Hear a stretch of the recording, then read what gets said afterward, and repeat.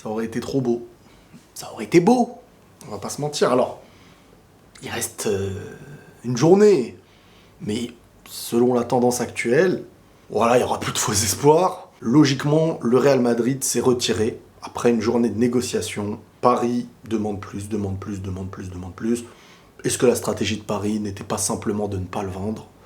On s'approche vers ça. C'est la première fois qu'ils avaient clairement ouvert une porte pour Mbappé, annoncé publiquement qu'il voulait partir, que Mbappé refusait les prolongations. Donc on a la confirmation que le gars veut partir, que les prolongations sont refusées malgré les plus grandes propositions. Le Real fait un choix. Et le PSG aussi. Chacun a une stratégie. Si le Real voulait vraiment le prendre, ils auraient augmenté le prix. Et si Paris voulait vraiment le vendre, il se serait arrangé avec le PSG. Donc, moi je suis deg un peu, parce que vous le savez, moi je veux pas faire semblant, c'est pas grave, moi je suis quand même deg. Je reste sur ma même ligne.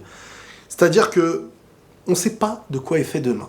On sait pas qu'est-ce qui va se passer jusqu'en janvier. Bien sûr que la tendance, elle dépasse les plus de 90%, surtout que je pense que le clan Mbappé a clairement vu que Paris, il lâche rien. Il lâche rien, et que en gros, même tu le prolonges d'un an, c'est pareil de ce qui va se passer. Ils voudront pas te lâcher. Donc, maintenant, je vais vite fait vous lire ce que j'ai écrit, et après je vais bien vous expliquer ce que je veux dire. Alors, il y a quelques minutes, j'ai écrit sur Twitter, la tendance actuelle serait que le Real s'est retiré pour cet été. Si c'est vrai, je ne vais pas vous mentir, je suis deg, car on ne connaît pas l'avenir. Par contre, de l'autre côté, je ne comprends pas du tout la fierté d'avoir à garder quelqu'un qui refuse de prolonger et qui veut partir. Donc déjà, j'explique cette première partie. Quand je dis que, je suis deg parce qu'on ne connaît pas l'avenir, c'est vrai qu'on ne sait pas ce qui va se passer. Même si le joueur qui veut s'en aller et qui ne veut pas prolonger, forcément, on va comprendre que tu es en prison si tu pars pas libre, en fait. T'as pas le choix. Mais beaucoup de Parisiens voient ça comme une gloire, comme une fierté. Et je fais pas mon rageux. Vraiment, j'essaie d'être logique et lucide. N'oublions pas qu'il y a 2 mois en arrière, le combat était de le prolonger. Pas de faire en sorte qu'il termine cette année avec le PSG comme la dernière. Le combat, il est de le prolonger. Il y a Leonardo qui dit clairement, il veut partir, et on lui a proposé tel ou tel truc. En gros, c'est une défaite de ne pas prolonger Mbappé pour le PSG. Pour certains, ils ont joué aussi le jeu des Qataris, c'est-à-dire notre image de ne pas accepter. Très bien, très bien.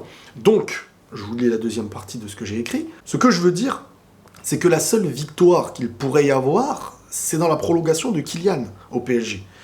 Et il ne faudra pas se plaindre d'un joueur qui, dans 6 mois, sera en train de négocier et signer libre pour le Real. Le joueur a tout fait correctement.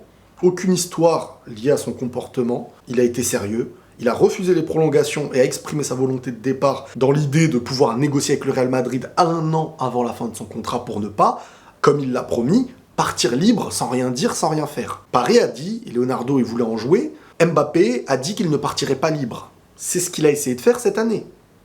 Pour ne pas avoir à partir libre, il faut vous prévenir avant qu'on veut partir. Ou il faut être bloqué de toujours reprolonger parce que tu as dit que tu partirais pas libre. C'est à Paris à un moment donné d'accepter une offre qui est bien plus haute que tout ce qui se fait dans l'histoire du foot à 1 an de la fin d'un contrat. Donc c'est Paris qui décide de ce qui se passe actuellement et de ce qui va se passer l'année prochaine. Donc comme je vous dis, c'est le PSG qui a décidé de ce qu'il risque d'arriver dans 6 mois. Faudra simplement être juste et lucide. Ne pas en vouloir au joueur qui a fait les choses dans les normes, sans vouloir arnaquer le club, en disant « ça y est, il s'en va gratuit, c'est une crasse, machin, ceci, cela », et montrer ce qu'il a peut-être raté dans la saison pour dire « ça y est, il ne vaut plus rien ». Faudra se plaindre, si des gens veulent se plaindre, au club, et pas aux joueurs. Tout le monde sait la tendance actuelle. C'est Paris qui décide de faire une saison avec un joueur qui a annoncé vouloir partir, vouloir que le PSG négocie avec le Real, et refuser toutes les prolongations. Ce n'est pas une victoire. Bien sûr que je comprends aussi la joie de certains Parisiens qui se disent « on va l'avoir encore 1 an ». Bien sûr, c'est humain. Peut-être même que j'aurais été dans votre cas. Mais c'est pas une victoire. C'est ça qu'il faut se dire. Faut comprendre que la tendance à plus de 95%, même plus j'ai envie de dire, c'est que là, chaque match que tu verras, ça fait partie des derniers. Tu dois construire sans Kylian derrière, logiquement. Maintenant, il faudra juste être lucide. Et il ne faut pas inventer, parce qu'il y a beaucoup de gens maintenant qui vont utiliser ce moment-là pour eux comme une victoire, et beaucoup d'insiders aussi vont venir dire, alors que ça parlait de négociation avant, de prolongation, et maintenant ils vont chercher la gloire dans le fait qu'ils le gardent une dernière année. Faut pas non plus inverser les choses. Oui, Paris décide de le garder, mais rien n'a changé dans la donne que Mbappé. Alors, si dans l'année ça change, c'est très bien, Paris aura bien fait, parce qu'au final ils arrivent à le prolonger. Mais s'il part libre, c'est 200 millions en plus pour le Real Madrid pour recruter l'année prochaine. Et ça, faut pas l'oublier. Et c'est aussi grâce au fait que Paris n'aura pas accepté ces 200 millions. 200 millions non donnés cette année, c'est 200 millions en plus pour un mercato XXL. Maintenant, l'avenir, on le connaît pas. Ni moi, ni vous. Donc je peux pas venir vous dire, c'est pas la meilleure stratégie. J'en sais rien. Moi, le premier, je le voulais cet été, Kylian. Tu assures, tu l'as, t'as 10 ans devant toi avec lui, ça y est, c'est fait, tu passes à autre chose. Ça ne se fait pas, c'est une petite défaite pour moi.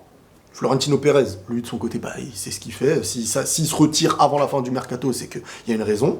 Côté parisien, ils se disent, soit on n'a pas de quoi le remplacer, donc on le vend pas, soit notre honneur, mais l'honneur, c'est pas éternel si le joueur ne prolonge pas, parce que l'année prochaine, en plus avant la Coupe du Monde, parce que la Coupe du Monde c'est en fin d'année et c'est pas en juin, décembre, la Coupe du Monde prochaine, faut comprendre que tu perds Kylian en essayant de le prolonger, tu le perds avant la Coupe du Monde, si t'as pas Haaland derrière, c'est un échec.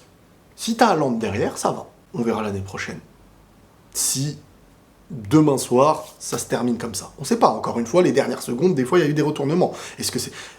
Là, le jeudi, tout avait l'air d'être fait pour Mbappé. Derrière, on nous annonce que non.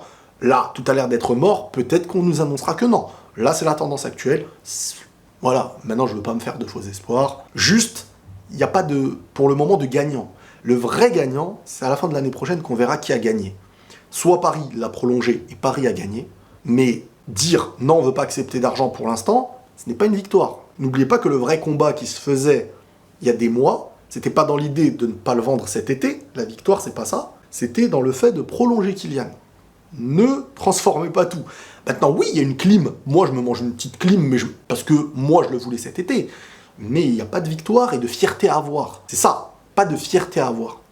L'avoir une dernière saison au PSG, je lui souhaite le meilleur, je pense qu'il va faire une saison épanouie, je pense vraiment pas qu'il va être à faire la gueule, c'est pas le genre, et s'il fait une dernière saison, il va se donner à 1000%, je le répète, il aime Paris, il aime le PSG, arrêtez de certains de lui inventer des je sais pas quoi, il va tout faire, peut-être plus qu'avant pour essayer de marquer le PSG, en essayant de gagner la Ligue des Champions avec son club, mais on sait vers quoi ça avance. Tout le monde le sait, faudra pas faire les surpris et faudra pas cracher sur son joueur qui a voulu respecter les choses quand vous savez tout ce qui s'est passé dès ce mercato-là. C'est tout, faudra parler des Qataris, du PSG, s'il prolonge pas, qu'il part gratuit, que le Real peut avoir 200 millions en plus pour le mercato, et si le Real prend Haaland, etc. et tout. Enfin, voilà ce que j'ai à dire, s'il y a un retournement, on en parlera, sinon c'est la fin du mercato. Du Real Madrid. Faudra faire avec cette équipe cette année. Voilà.